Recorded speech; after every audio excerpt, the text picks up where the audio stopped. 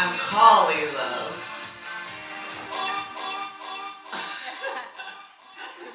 That was great. Oh, right. Are we human or are we dancer? I guess we're both. I hope we're both.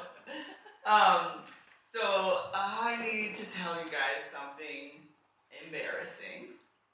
A few months ago, I caught myself asking AI for relationship advice. Okay, raise your hand if you have talked to the AI about anything emotional. Okay, alright, okay. So maybe it's not that weird. How many of you did feel weird about it though? A little bit, okay, you should. Because for me, I didn't just do it a couple times. It happened a lot, over many months. The responses were so good. They were emotionally intelligent. They were structured just for my comfort, it seemed like. They were disturbingly helpful. At some point, I started thinking, this is how it should feel when I talk to my partner. I was feeling really understood by a machine. And then I noticed I was doing this again. I was scared, really scared about the direction of this country, about the world we're building, and I didn't call my dad, I didn't talk to my partner, I didn't call my best friend. I was chatting it up with the robot. Something that has no stake in the outcome. Can't even vote. Now, technology hadn't replaced my people, but something was happening. The robot was a lot easier, isn't it? It didn't mind my existential crisis at 2 a.m., and I wasn't worried that by talking about it, it was going to get grumpy the next day. It didn't look at its phone while I was talking, which is better than I can say for a lot of humans these days. But this story should probably be a little more disturbing than it is funny. Because this is not just my personal quirk. This story is a preview. There is now a third presence in every relationship, every team, every culture, every family, every society. The robot is in the relationship now. And most of us haven't quite figured out what to do about that. But here's part of why it's so disorienting. At work, at home, and everywhere in between, there's about to be a robot following you. Ever present, always listening. Forever conscientious, almost like the most patient person you can imagine. But here's what's happening on the other side of that equation. In many ways, we have been becoming more robotic. We have been trained to become more robotic. We have been measured constantly, optimized constantly, told to be available constantly. Long before AI arrived, many workplaces were already rewarding people for suppressing the very things that make us human. The machine is learning to seem like a human, and we are learning to function more like machines. In our jobs, do you see it? Like we're just kind of conveyor belts for information a lot of the time, machines for moving digital paper around an increasingly virtual office. We're switching places, us and the robots, but we will never robot like it can, and it will never human like we do. The future is not just being shaped by what AI can do, it's being shaped by what humans are no longer willing, or maybe eventually able, to do with and for each other. By outsourcing the hard parts of my conversations to the robot, I was missing out on the path to the good stuff. We get to joy by staying with one another through the hard shit until we get to the other side together. We get to joy through human connection, through each other. Someone needs to be the human here, and it needs to be us. So that's what I want to talk about. Not what the robot can do, but what happens to us, to our relationships, to our organizations, to our society. When the robot gets so good at seeming present that we forget to be present to one another. When we forget that we're the human in the room. Putting the robot in the right place in our relationships requires that we commit to practicing what makes us human. With intention, against the grain of every easier, faster, frictionless alternative the robot offers. To preserve our humanity for the future, together we must practice human dignity, wisdom, and trust. So, we know the robot can analyze us, it can personalize to us, but it's just predicting the next best word to provide, right? The robot never actually sees us. Prediction is not presence, never will be. But here's the uncomfortable part. We don't really see each other either. Not most of the time. Appreciating and promoting real human dignity is about recognizing the inherent worth of every person, but also seeing their unique abilities and their unique needs. Most of us, I'm sure, chose to work because we wanted to fight for humans. We wanted to fight for the humans inside organizations and outside organizations. We don't refuse to see people, but many of our systems reward us for not seeing people deeply. Because once you really start to see someone, their humanity might start making demands of you. Which is why we've been outsourcing knowing each other for a long time. It's the HR department's job. It's shoved into a personality assessment. It's done once a year at that team building offsite. And then the robot came and just made it all even easier. Now AI will summarize your people for you. It'll tell you how your team is feeling. It'll flag who's a flight risk, and then it'll draft the coaching conversation. You don't have to know anything about someone, and you know them. It seems like we have built so many tools for understanding humans that we forgot we could just ask them things. So now, really seeing someone has to be a choice you make against the grain of speed and against your own self-protection. Because seeing someone ain't free for you. To really see and be seen is to allow ourselves the possibility of being changed by someone. That is the cost the robot lets you avoid. That is the benefit the robot lets you avoid. And it is the cost it will never pay. And that's what development is. It's truly seeing someone enough to say, I see something in you worth growing. We know why people leave jobs. It's not the work. It's that somewhere along the way, their dignity was ignored. People want to matter, right? We all want to matter. To humans, not algorithms. Okay, I'd like you all to actually find someone near you, and you'll take turns answering something really quick and reflecting back. We'll do just 60 seconds each. Let's say the person with the brightest clothes goes first. We'll see how that works. Lots of bright clothes in here.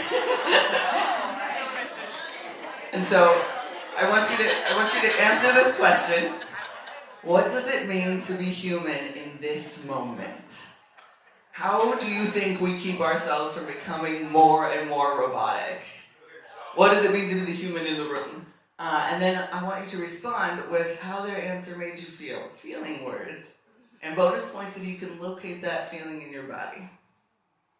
Okay.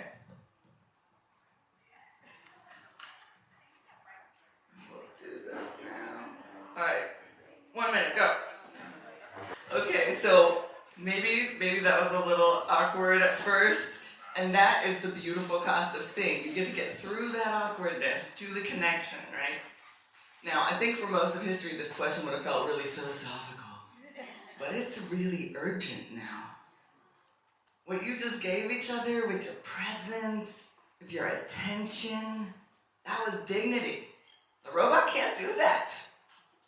But seeing someone is just a start. Once you start knowing things about people, you gotta decide what to do with that knowledge. You gonna speak up or wait? You gonna move fast or slow down? You gonna trust your gut or check in again? Those are the harder questions. And answering them well requires the next human practice, and it's very important, wisdom.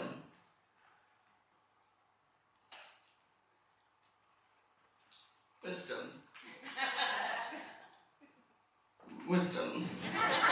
I mean it. If you, yeah. Okay. This is not working. We see it on the screen. It's on the screen. So we gotta hit the next button. Yeah, maybe. Thank you. Thank you. Oh, the other next button, the other way. Thank you. Wait. Are we? Yes. There we go. Wisdom. Okay, so the robot we know will answer anything, and it'll sound right. It'll be really confident and persuasive, but it does not have any clue if you're asking the wrong question. It does not know if the goal itself is flawed. It doesn't know if faster is actually worse in this case. That's our job. That's the practice of being a wise human. The practice of being a wise human requires restraint. Something we don't hear about in tech conversations very much. We're living in a world that rewards speed above almost anything right now. In a culture that confuses speed with intelligence, confuses visibility with value, confuses optimization with progress. But wisdom is knowing when not to optimize, when not to respond, weighing what this actually means for humans, choosing to sit with the question longer than is comfortable, so that you can integrate emotion and values with your logic the way only a human can. And here's my futurist prediction for today. I predict that soon, very soon, the most valuable thing you will be paid to do is for practicing the wisdom of restraint. Wisdom at work, like the product leader who pauses the launch to say, "Oh, might this hurt?" Or the HR director who says, "Our engagement scores look fine, but something feels wrong." And then trusts their intuition enough to investigate. Okay, I'd like y'all to take a moment and just think of the wisest person you know.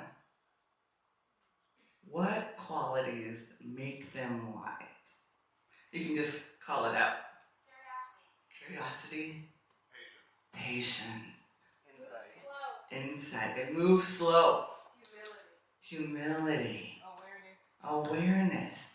I'm noticing that none of y'all said they process information quickly. Didn't get that.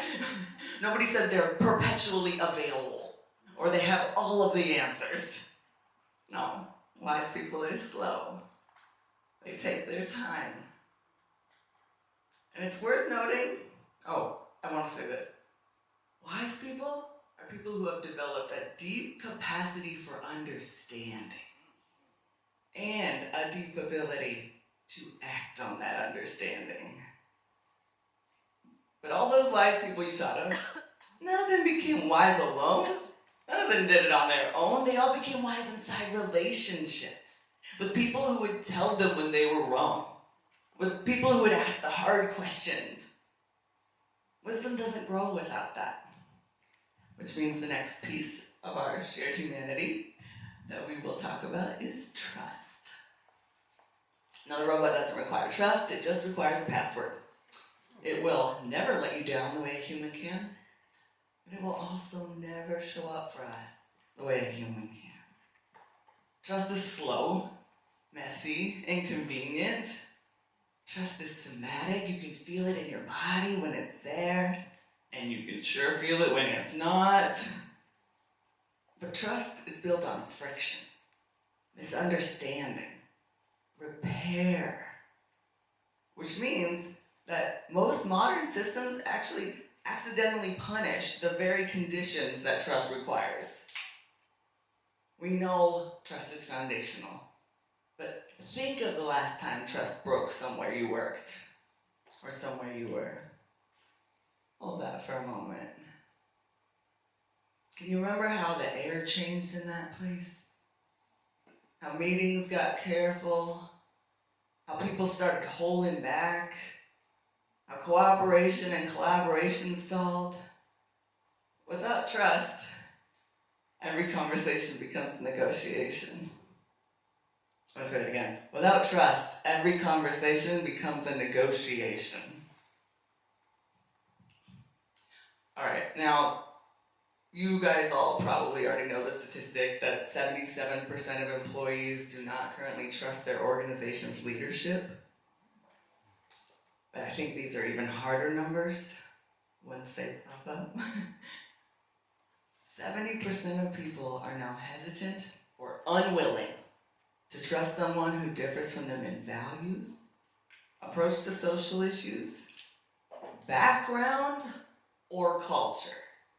People would rather switch departments than work for a manager they might disagree with. We are optimizing our way to a society of people who are really efficient and can't stand each other. People who have no tolerance.